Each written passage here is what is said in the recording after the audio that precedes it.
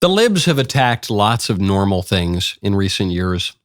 Among them, in no particular order, the definition of marriage, the American flag, separate bathrooms for boys and girls, monogamy, statues of national heroes, and plastic straws, among many others. Well, it's time to add at least one more normal thing to the list of things the libs hate, and it is perhaps the most normal thing of all. Birds do it, bees do it, even sentimental trees do it. That is, drum roll please, reproducing, having kids. Establishment journal Politico now has a report on the far right's campaign to explode the population. Fertility is now right-wing. Fecundity is fascism. Until now, if you didn't want your family and country to die, literally to die, you would be most accurately described as normal, which today, of course, makes you a far-right extremist. I'm Michael Knowles. This is The Michael Knowles Show.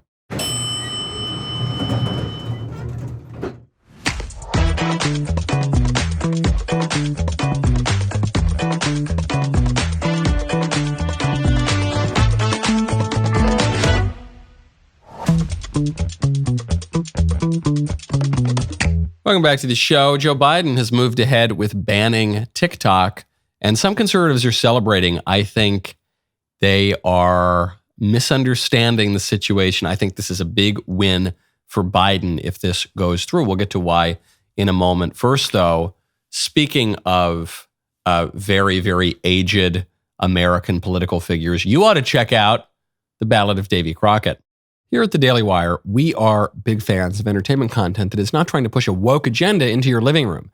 That is why you've got to go check out The Ballad of Davy Crockett, a pro-America, pro-family, pro-God, PG-13 action adventure that fathers and sons can watch together. An historical fiction from the imagination of writer and director Derek Estlin Purvis, the film explores some of the many myths that helped to create the legend of Davy Crockett. The story begins in 1815, when Crockett's wife falls deathly ill, leaving his young children to survive on their own. The American legend must fight his way back to them across the many perils found in the savage lands of the wild frontier.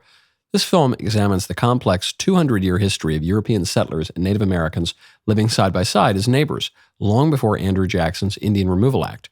It stands in direct opposition to the genocidal colonization story that Hollywood loves to tell, instead exposing the truth that these two groups traded with each other, intermarried, and yes, sometimes fought as humans do. The Ballad of Davy Crockett is in select theaters and available to buy or rent everywhere you buy movies. If you want to support films that are decent, family-friendly, and push back against Hollywood's anti-America agenda, please support this small independent film. Click the link in the description and go check out The Ballad of Davy Crockett. This is about as close to the heart of the left's agenda as I can imagine. The attack on having children. This is about, sometimes the libs, they play around the edges and they try to degrade or damage the culture in this way or in that way. Or they suggest that people, I don't know, postpone marriage, or they use, I don't know, they give up their cultural patrimony, or they denigrate their forebears, but this is what it really comes down to. They're saying, hey, don't have another generation. Kill your culture, kill your family, and then kill all your families, and then there won't be any culture anymore, because there won't be any more people to carry on that culture. And then when we suggest, hey, maybe people ought to have kids, maybe that's like a normal good thing, they say that this is a far-right campaign to explode the population. So just a few little corrections here. Explode the population. The population has been dying since 1971. In the United States, and really more broadly through the West, we have had a dying population since 1971. We are not replacing ourselves. So when conservatives suggest, hey, maybe we ought to have at least 2.1 children each, and maybe even 3, or who knows, maybe even 4, wouldn't that be so crazy? We're not suggesting that we explode the population. We're suggesting that we try not to die. That's it. I guess that if I were the editor of this piece, I would correct that and say the far right's campaign to try not to have an imminent social death, complete collapse, and extinction. Next part. Though relatively small as conferences go, NatalCon has attracted attendees who are almost intensely dedicated to the cause of raising the U.S. birth rate. The broader natalist movement has been gaining momentum lately in conservative circles. The natalist movement used to be called being normal and being attracted to the opposite sex and getting married and having children. This is really kind of an amazing movement. I think I'm also, in addition to the natalist movement, I'm going to launch the air breathing movement and the water drinking movement. Just these crazy movements, where we just do things that every single person on earth did naturally until we all lost our minds and perverted all of our desires about 5 minutes ago. It's gaining momentum lately in conservative circles where anxieties over falling birth rates have converged with fears of rising immigration. Hold on. That's not an accident that those things converge. The explicit argument that the mass migration advocates make for mass migration is that we don't have enough Americans to sustain our economy. So there are, again, this is not an implicit argument. We're not reading the tea leaves here. The overt logic that the pro-mass migration people are using to justify their policy, which the vast majority of Americans don't like, is that if we do not have mass migration, because we don't have kids anymore, our economy will collapse. So if you want to fix mass migration, even according to the mass migration advocates, you've got to start having more kids. That's not some crazy right-wing conspiracy theory. We are just repeating what the libs have been telling us for decades. This movement counts Elon Musk, who has nearly a dozen children, and Hungarian Prime Minister Viktor Orban among its proponents. So in Hungary is pretty much the only country in the West that has in any way turned its birth rate collapse around, and it's still not above replacement, but it's ticked up a little bit since Hungary instituted the family policy, which says if you have more than 3 kids, you don't pay taxes. It's a great policy, and I think we should have it here in the United States too. That's what makes Viktor Orban a proponent of the pro-natalist movement. Okay, he's also the only prime minister in the West who has done anything to improve the birth rate problem. So maybe he's not a kooky fringe figure. Maybe we ought to emulate him. Natalism, however, here's the rub. Natalism is often about more than raising birth rates, though that is certainly one of its aims. For many in the room, the ultimate goal is a total social overhaul, a culture in which child rearing is paramount. Yeah. If you promote a thing, usually that it follows that you want the culture to be more supportive of that thing. As though here's the nefarious underbelly of the having kids movement. The nefarious it's not really just about having kids. It's also about having a culture where people have more kids. Right. That is that follows. That follows. This conference might look like something new, a case for having kids that is rooted in a critique of the market-driven forces that shape our lives and the shifts that have made our culture less family-oriented. So it's not just the typical old conservatives, stodgy people saying, hey, God tells us be fruitful and multiply, so you got to do that. Let's go have more kids. There's also something that looks a little bit new going on here. It's a critique of capitalism. And that part is true. It's not a left-wing conference, obviously. It's a conservative conference, but there are plenty of conservative and right-wing critiques of capitalism. Let's not forget, modern market capitalism is a product of liberalism, right? Comes about after the Enlightenment. Then after you have a widespread adoption of a more liberal economics in the wake of Adam Smith and the Wealth of Nations, then you get industrialization. Now, if you listen to Klaus Schwab in the World Economic Forum, we're in the 4th industrial revolution. So the first one is mechanization. The second one is the production line and electrification. The third one is computing and the internet. The fourth one now, we're all going to plug our brainstems into the matrix and have an internet in everything. There's probably going to be an internet in my leftist ears tumbler soon. That creates problems.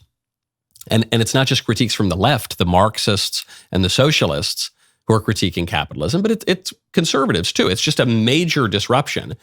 And of course, conservatives are going to have some questions about this and maybe raise some objections, because I don't know if you ever attended a Republican Party function in the 90s or 2000s or even the 2010s, but you would hear two things. In every Republican Party speech, you'd hear two things. You'd hear about how we need to defend traditional family values and our great American way of life and conserve our culture. And then in the very next breath, you would hear these Republicans say, and that's why we need massive creative destruction and no guardrails whatsoever and huge innovation that's going to upend everything and make us all a lot more money and tick up GDP. And you think, well, I like material prosperity as much as the next guy, and I don't want to be left behind and beaten by China or another geopolitical adversary. But don't you see, conserve our culture, protect our social order, massive creative destruction, don't have guardrails for anything. Those two goals are in conflict. And there are problems with the modern market economy, in part because it doesn't even operate so much like a market. It's this kind of weird managerial hodgepodge of some of the worst aspects of left-wing and right-wing economics. That's one problem with it. You started to see the birth rate problem begin really long before 1971. It really does begin with industrialization. So I even think of the poem by William Blake, Jerusalem, and did these feet in ancient time walk upon England's mountains green, pastures green. I'm getting some of the words wrong. But there's a famous line in it, which is, and was Jerusalem builded here among these dark satanic mills?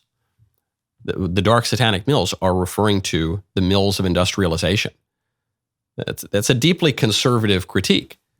And it does, because as everyone's going into the factories, there's just less opportunity and less impetus for people to have really big families. And that's a problem. It's a problem because even if you don't like kids, even if you don't want to have kids, if no one has kids anymore and we have a below replacement birth rate, our civilization's just going to die. And we're going to slow down the death a little bit by importing importing migrants in huge numbers from all around the world that are going to cause all sorts of social unrest and are going to, especially if they don't assimilate, which no one does anymore, they're going to crack up the cultural cohesion that we have. So it's, even if you don't want kids, it creates a major, major problem. And then finally we hear, this conference suggests there's a simple way around the problem of majority rule, breeding a new majority, one that looks and sounds just like them. Okay, that's kind of a funny joke. I remember in my early days in working on political campaigns, Indiana Governor Mitch Daniels had one of these funny lines. He said, listen, kids, I'd recommend to you that we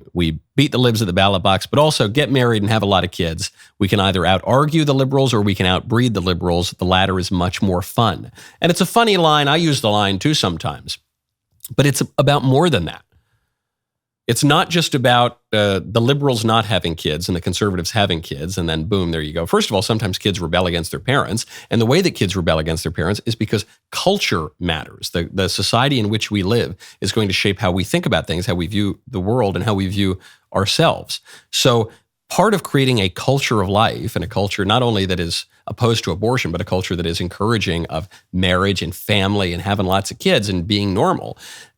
Part of that that's so important is it changes the very attitudes. It changes the way we think of human beings and society.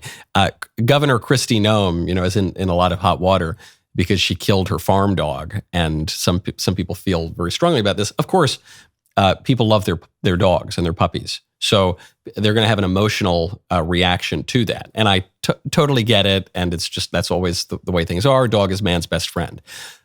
What's bizarre about that, though, right now, is that we're living in a time in which politicians will, rend their garments and clutch their pearls over a woman putting down a farm dog, but they will brag about how they've killed their own babies through abortion.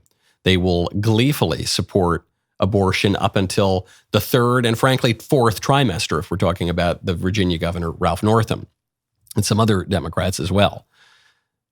What's really weird about people shedding all these tears over Kristi Noem's poor pooch is not that they love their dogs. It's that we live in a society that mistakes dogs for children, that walks dogs around in little strollers. Not joking. I know people who have done it. Even Pope Francis, the Holy Father, is considered kind of a liberal pope. He has said this is really anti-human. I see bumper stickers on cards, proud dog mom, proud dog grandmother. This is very sad because dogs are nice and everything, but they're dogs. They're not people. And as we come to worship nature, we denigrate civilization. As we come to worship animals and other creatures that don't have a rational soul, we it seems make an idol out of them, and we denigrate our own humanity. The pronatal movement. It's called being normal, folks. We could use a lot more of it. Now, when you have a big family, you need to have a little material wealth. One way to diversify your portfolio is to check out Birch Gold. Text Knowles to 989898. The cost of living has already increased 17% this year and continues to rise despite interest rate controls. As our national debt continues to skyrocket, you need to be confident in the financial services companies you work with, especially regarding your money and future. Birch Gold is a proven industry leader you want on your side. They demonstrate how precious metal investments can fortify your lifestyle and retirement, even in turbulent economic times. Birch Gold understands that navigating financial decisions can be daunting. That is why their expertise, coupled with their customer care process, ensures that your purchase or IRA setup is a breeze. If you're considering converting an existing retirement account into a precious metals IRA, their dedicated in-house IRA department is there to guide you every step of the way, making the process feel as simple as a walk in the park. Birch Gold values your questions and concerns. Their team is always available to provide answers and clarity. Whether it's about fees, taxes on rollovers, or the timing of the process, they are here to ensure you feel heard and informed. Text Knowles, KNWLAS, to 989898 to talk to one of Birch Gold's experts and claim your free info kit on gold. You will learn how to convert an existing IRA or 401k into a tax-sheltered IRA in gold. The best part is it does not cost you a penny out of pocket. Just text Knowles, KNWLAS, to 989898. That is Knowles to 989898. Speaking of the future, big announcement. It's an announcement of an announcement.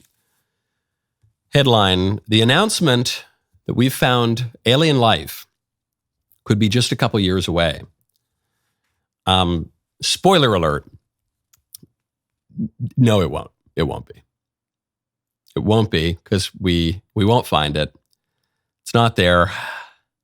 It's something that the libs are really, really obsessed with, but it's not there. According to one of these scientists, here's the argument for why we could just be a few years away from the announcement that we've found life elsewhere in the universe. If life is everywhere, it can be in that system, the system that we've just identified. It may be that we need to observe 100 systems before we find life, or 1,000. But it could also be that we just need to observe one system. If that's the case, then the announcement that we're not alone could be just a couple of years from now. Okay. The problem with her argument is that first premise. If life is everywhere, why do you think that life is everywhere? Well, it's just probability. Okay, why do you think it's probability? Well, because life arose here on Earth, so why wouldn't it arise elsewhere in it's a big old universe, isn't it? Why wouldn't it arise elsewhere? That's just probability. Okay, well, in order to ascertain the probability of something, you need to know anything about how that thing came to be. And implicit in all of these arguments is that life just arose kind of randomly. It's just a natural thing that happened, and it just is a thing that happened. And we certainly have no idea how it happened. There was an old thesis that there was a kind of primordial hot soup of molecules and elements banging around, and then at some point they just banged around enough that the super molecule got up and started dancing around. But there's no evidence that that's true. It's just fantasy and fiction, scientific fiction to fill in gaps that they have no idea how to fill in based on any kind of evidence. So we have no idea, as a scientific matter of physical, empirical observation, we have no idea how life began. Now, I have a pretty good idea of how life began. I think that in the beginning was the Word, the Logos, the divine logic of the universe, and the Word was with God, and the Word was God. Right? And I think that God made this, like the sky, and the water, and the birds of the air and the fish of the sea. And then he formed man out of clay, and then he breathed into man, and then there was man. But it's not good for man to be alone because man's a social creature and a coupling creature. So God ripped out one of man's ribs and then made a woman for him. And there are going to be a lot of people listening to this who say, "Oh, here we go. Here's some crazy religious explanation." I'm just saying that explanation, which modern scientific secular people scoff at, is much more persuasive, and there is much more evidence for it than any other explanation we've ever heard for the origin of life. The best alternative explanation they've got is the primordial soup of random molecules bumping into each other until they form a turtle or something. And there's not even an explanation as to how that happened. So you might be unsatisfied with this beautiful, evocative, allegorical, I suppose, explanation of how life begins. And you might find it an obstacle to say, well, I want to know the literal explanation. But don't forget, there's no such thing as a merely literal thing, because literal refers to letters, and letters are signs and symbols. I'm not trying to be cute about this. I'm saying there is nothing that is merely physical in the world. There's nothing that is without meaning. We are because the world is intelligible, and because we have intellect that can perceive the intelligibility of the world, because we can communicate, because you can understand the words that I'm saying right now, which are just symbols that are coming out of my mouth. They're symbols of symbols, actually, because I'm creating a sound based on a word which is in my head, and you can understand what that means. We are acknowledging that there is meaning in the world. And so we hear an allegorical description of how the world begins, and we get hung up on whether it's literal or not.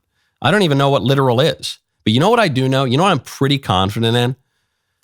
That we will not find out that E.T. is living on planet Zebulon 7 in just a few years. I think the libs are going to keep waiting for this because it's part of the liberal mythology, and they're the same as the kind of cultists who are always waiting for the end of the world, and it's going to happen on this specific date in 6 months. Then it doesn't happen, and they wait for the next one.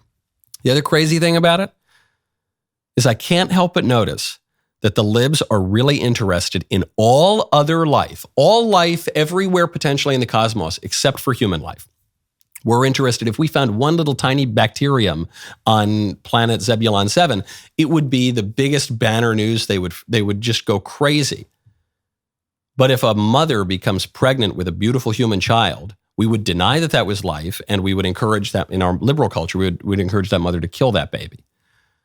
If we find a little delta smelt hiding out in a little pond somewhere, you know that the government is going to send in the Marines to stop a developer from building a building on that property, because we have to protect the sweet little delta smelt. The life is so precious. There's going to be some special type of berry that grows there, and we're going to have to shut down all development.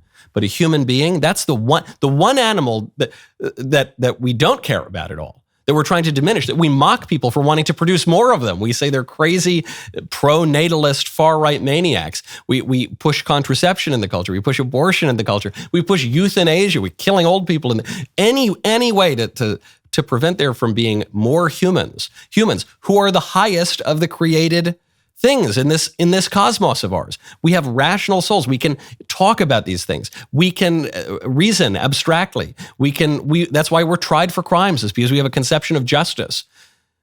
The little delta smelt can't do that. And yet, oddly enough, the one animal we don't want any more of, at least as far as the liberals are concerned, is human beings. Now, ladies and gents, you know what I want more of? Judged by Matt Walsh. A new episode premieres tonight, 8 Eastern on DailyWire Plus. Judge Matt Walsh is not merely playing a part. He's defining it. What does that mean? I don't even know what that means. Clad in a robe that commands the room and wielding a gavel that lays down the law, Matt Walsh brings his trademark wit and ironclad logic to the pettiest of squabbles, proving that no dispute is too trivial for a dose of common sense. Remember, the courtroom is Judge Walsh's domain, but entry is exclusive to Daily Wire Plus members. So make the wise decision. Get your membership now at dailywireplus.com and witness the gavel of justice in action tonight at 8 p.m. Eastern with an all-new episode of Judged by Matt Walsh, only on Daily Wire Plus. Speaking of a dearth of intelligent life, Cops, happily, are clearing the weirdo protesters off of our campuses and out of our parks. Here is one clip of a rather surprised protester who never thought that the cops would actually do their job. You're hurting me! You're hurting me! A little toddler. Help! Help! Help! You're hurting me! Stop it, just dropping to the ground. This is when I say, like, hey, buddy.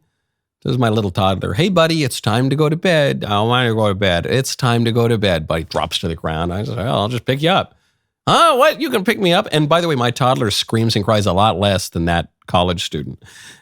Little darker in some places. Not only are these pro-Palestine liberation protesters camping out on the sidewalk and the street and the quads, they're also donning keffiyehs and prohibiting Jewish students from entering campus. You guys have closed the entrance. We are UCLA students. I have my ID right here.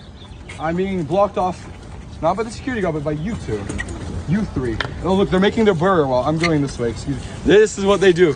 Everybody, look at this. Look at this. I'm a UCLA student. I deserve to go here. We pay tuition. This is our school. And they're not letting me walk in. My class is over there. I want to use that entrance. Why can't they go? Will you let me go in? This could be over in a second. Just let me and my friends go in to class. We're not engaging with that. Then you can move. Will you move? We're not engaging with that. Okay, we're going. We're going. I'm going in. I have my hands up. I'm not hurting them. They don't really garner a lot of sympathy, do they? The keffiyehs around their face looking like jihadis doesn't really make me want to support these people as they're blocking a Jewish student from getting on campus. Now, we're viewing these protests as though this were about Israel, Palestine, the Gaza war. We're viewing these protests as though it were about Muslims versus Jews or something. And I guess there's an aspect of that. But I've been around a lot of college campuses for a long time. And these are the very same people. They are the same people who block the entrance of conservatives who want to go to a lecture, often lectures that I'm giving on campus. It's the same ones who are just standing there quietly, masks on, not moving. It's all the same tactics. It's all the same people. I remember back when I was in college, there was an Occupy Wall Street style protest on campus. And a bunch of these vagrants and indigents and drug addicts and bums and anarchists decided to pitch a bunch of gross tents on the green, the big green outside of campus. And they turned it into a tent city. A poor woman got raped there because there was a bunch of these ne'er-do-wells and criminals, and the cops didn't have the political backing and the politicians didn't have the courage to go arrest them as they ought to be arrested. And I remember at the time of the Occupy protests, Rudy Giuliani had a beautiful quote about the whole thing. He said, I had a rule as mayor of New York. I had a rule, and I enforced it as best I could and pretty effectively. The rule was, you're not allowed to sleep on the streets. Sleeping on the streets is a dysfunctional act. It harms the person. It harms society. It leads to unsanitary conditions that affect public health. That's my thought on it. You want to know my thought on these protests? My thought on these protests has basically nothing to do with the state of Israel or the status of the Palestinian Arabs in Gaza or the West Bank, or the expression of the American youth protest culture, or it has really nothing to do with any of that. My position on this stuff is that sleeping on the street is a dysfunctional act that harms the individual and society. Going around screaming all sorts of obscenities, wearing keffiyehs, it's dysfunctional. It's not civilized. It's not in keeping with the American tradition, the American free speech tradition, the American tradition of just how we comport ourselves in what's supposed to be a normal, good country. Get rid of it. Get rid of it. I'm sick of it.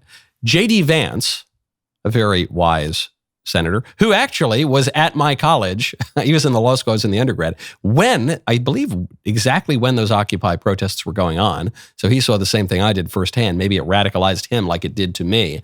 He had a similar and correct take on the whole situation, which we will get to in 1 second. First, though, you got to subscribe to the Michael Knowles YouTube channel. Smash the subscribe button. Ring, ding, ding-a-ling it. Hit that bell. And that way you will get all of the latest videos. You got the kid at UCLA is not allowed to get on campus. You got student demonstrators at Columbia. They've been shutting down Morningside Heights for well over a week now. And the university keeps saying, all right, this is it. This is the ultimatum. You protesters have to go away. And then what? They don't go away. And then the university caves.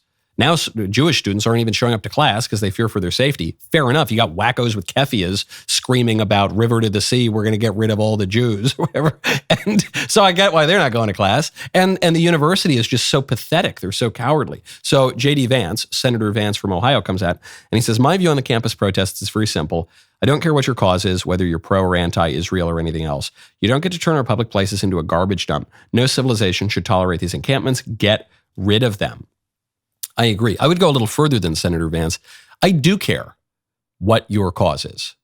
I favor a broad array of topics that we can debate in keeping with the American tradition. But to quote William F. Buckley Jr., back in the good old days, based Buckley, when he described himself as an epistemological optimist, I do think there are certain things that we can exclude. For instance, if one were to go out and burn the American flag, I favor the traditional jurisprudence on this question before recent decades when the Supreme Court said there is some First Amendment right to burn the flag. For the vast majority of American history, no such right was ever recognized, and there were plenty of statutes against flag burning because it's a totally incoherent act. It's to use a word from G.K. Chesterton, it's like the thought that stops thought, which is the only thought that ought to be stopped, because one would be invoking one's bedrock American rights to burn the symbol of the country. And we treat, because we live in a world that's very symbolic and we recognize that signs and symbols really matter, as we've been talking about all show today, the flag is a symbol of the whole country. That's why when the flag drops on the ground, if you're raised right, you're going to go pick that flag up. You're not going to let the flag touch the ground. You're not going to let the flag become dirty. You're not going to leave the flag out in a rainstorm. Why not? It's just a piece of fabric, right? No one really, it's just, who cares? Because of what the flag symbolizes. And so it is an incoherent act. That's why there were special laws and regulations about what we could do with the flag before we blew this up because the conservatives stupidly, I think, adopted the left's disingenuous embrace of free speech. The libs are going to accuse conservatives of hypocrisy on free speech when conservatives come out and say, we need to stop these protesters. And they're going to say the only reason why conservatives are moving to stop these protests now is because conservatives fanatically support the state of Israel. And it's true. There is a disproportionate and extreme support for the state of Israel on the American right, much more so than on the American left, which is now dominated by its Hamas faction. That's true. And they'll say, where were these conservatives when the BLM protests were happening? Why weren't they shutting down those protests? I happily would have, and I advocated for that at the time. Many conservatives did. Then there were the squish conservatives like Mitt Romney who were, marching in the streets with those people. But there are going to be some conservatives who have articulated the principle that we need just to be able to say whatever you want, whenever you want to say it. That's American free speech. And those people are going to be hypocrites when it comes to these protests. But that ain't me, baby. That has not been my position. In fact, I wrote a whole book called Speechless, Controlling Words, Controlling Minds, about how that is not what free speech has traditionally meant in America. It's not conservative. It's not particularly good. We always need limits. All societies are defined by taboos and standards and norms. And so I hate to see the chaos and disorder in our country and the injustice that these kinds of demonstrations are leading to. But I have to tell you, I feel a little bit vindicated because when I wrote my book, whenever it was, 3-4 years ago now, my view was a fringe view on the right. At that time, all these conservatives were presenting themselves as free speech absolutists. And I said, guys, that's not historical. That's totally crazy. It's not philosophically coherent. It's not conservative. Like you guys are taking a short-term win here, but it's going to come back to bite you. And it is coming back to bite them now. But now I'm happy to say conservatives are coming back around to realizing, hey, we live in a society. We're allowed to have standards and norms. And as JD, I think ahead of the curve for a lot of Republican politicians says, you don't get to turn our public places into a garbage dump.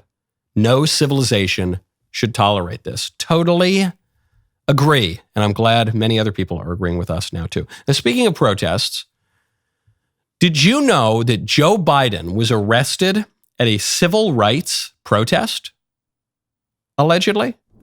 And I looked at my mom. I said, honey, you haven't said anything. She said, Joey, remember, true story. She said, remember when they were desegregating Linfield, the neighborhood? There was, 70 homes built at one suburbia.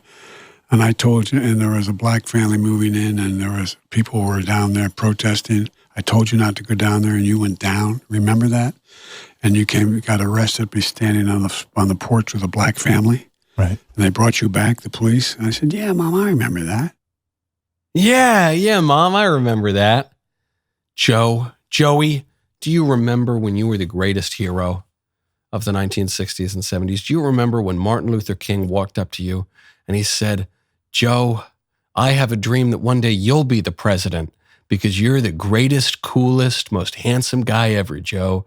And all black people should vote for you. And you know what, Joe? If black people don't vote for you, they ain't black. You remember, Joey, when Dr. King said that to you? I do remember that, Mom.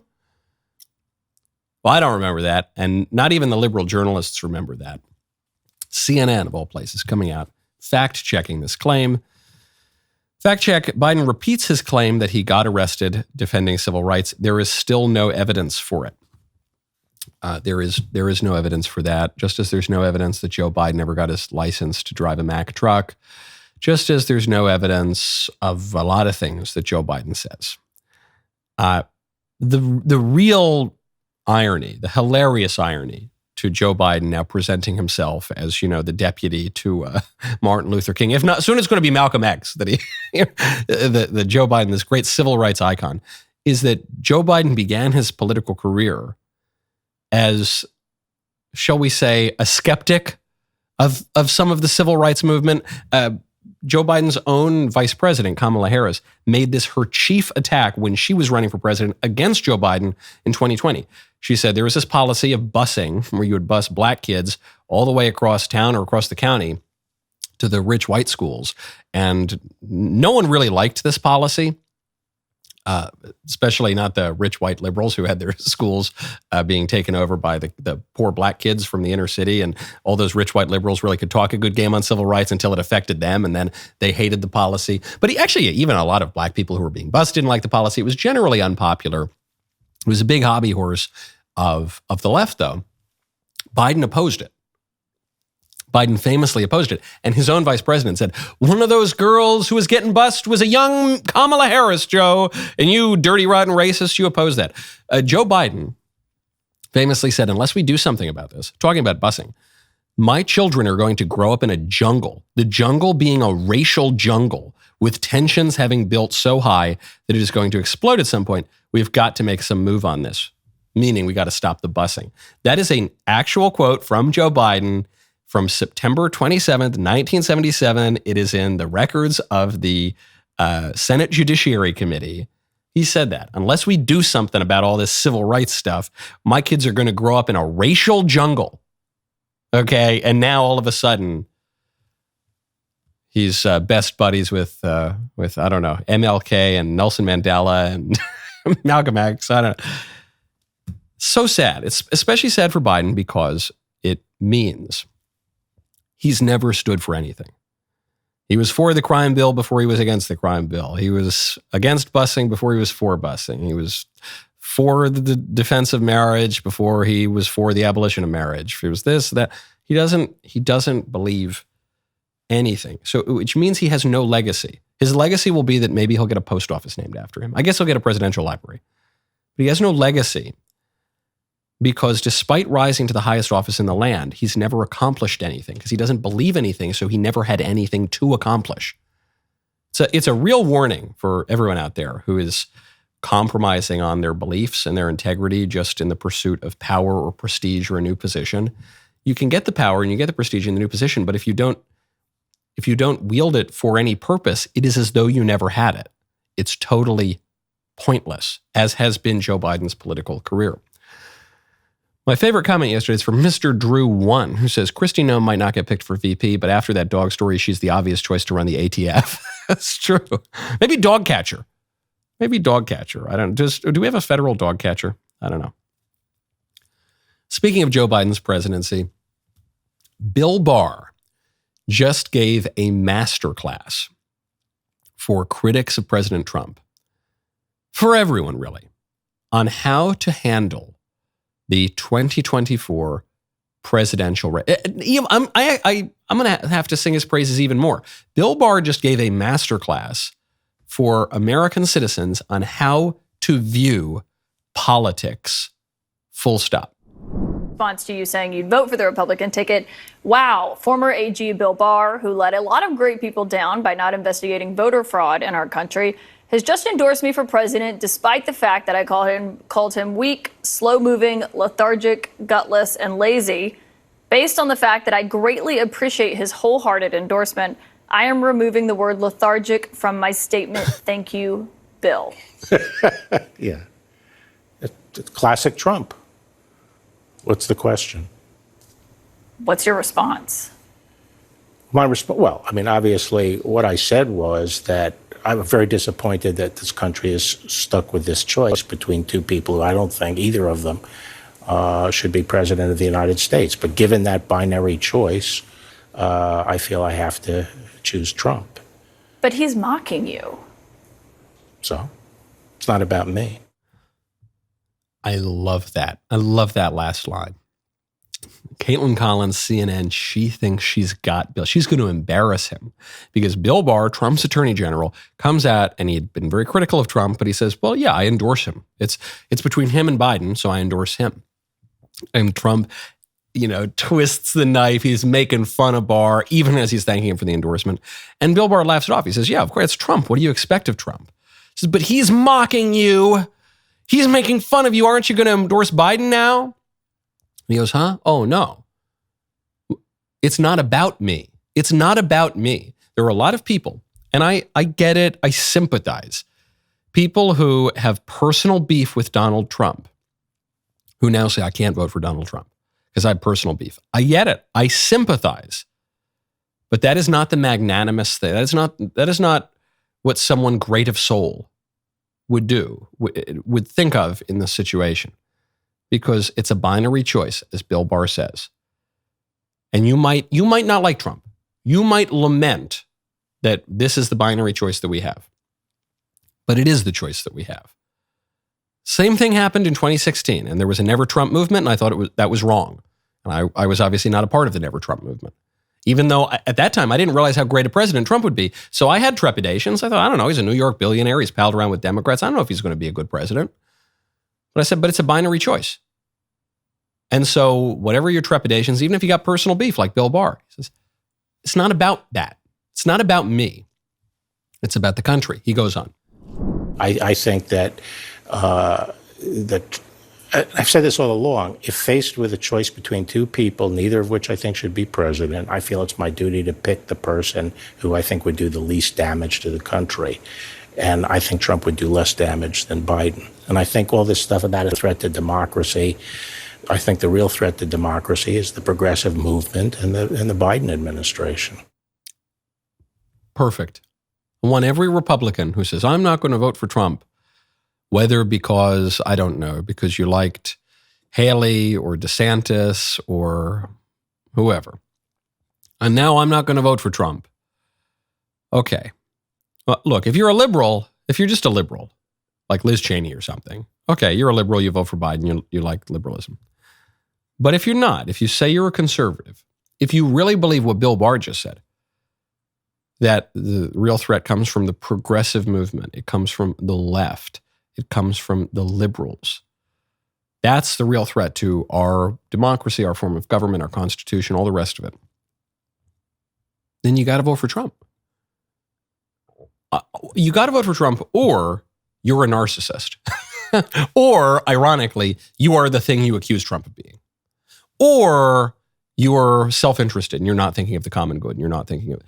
Or I know it's hard for a lot of people. Trump just is this stumbling block for a lot of people. I like him. Maybe it's because I'm a New Yorker and I just get some of his quirks a little bit more and I get more of a kick out of it. But I know some people find the man odious. And for all these they accuse him of being a narcissist. They accuse him of all that stuff. But if you allow your petty objections to him to impel you to advance the progressive movement that you supposedly, in principle, oppose, you are guilty of the things you're accusing him of. Far more obviously guilty than he would be. Bill Barr gets it, man. He's a very smart guy. It's not about Bill Barr. It's not even about Donald Trump. He's the figure. He's the character. He's the protagonist of the narrative. But it's about the country. That's what the elections are about. And that's how this guy managed to win the presidency in the first place. And most people, in some way, are on his side. Even if they don't like him personally, they recognize this guy's being railroaded, and it's about a lot more than him. 4 criminal indictments. First time we've ever done that to a former president. It's over totally bogus nonsense to the current leader of the Republican Party. What percentage of voters do you think believe he's going to get a fair trial? This is a CNN, speaking of CNN, this is a CNN poll. Most voters doubt that he's going to get a fair trial in New York. Only 44% have confidence that Trump will be judged by a jury that can reach a, quote, fair verdict. 56% were skeptical that a fair outcome is in the cards. Only 13% said that Trump is being treated the same as other criminal defendants. And what's interesting is 34% say he's being treated too harshly. Another 34% say he's being treated too leniently. So almost it is exactly split. 19% said they had not heard enough to say. 0% had no opinion. And that's the key number here. Of course, this is one of the main reasons why we have not previously prosecuted former presidents, even when they deserved it. This is why we have not previously prosecuted leaders of the opposition, even when they deserved it, because no former president, no current leader of the opposition can possibly have an impartial jury, can possibly have a fair trial. Everyone has an opinion on them. It's their job to make sure that everybody has an opinion on them. And that is reflected in the polls. And it is why the criminal prosecution of a former president, leader of the opposition, poses a unique threat to democracy. How ironic. The rest of the show continues now. You do not want to miss it. Become a member. Use code Knowles, Knowles at checkout for 2 months free on all annual plans.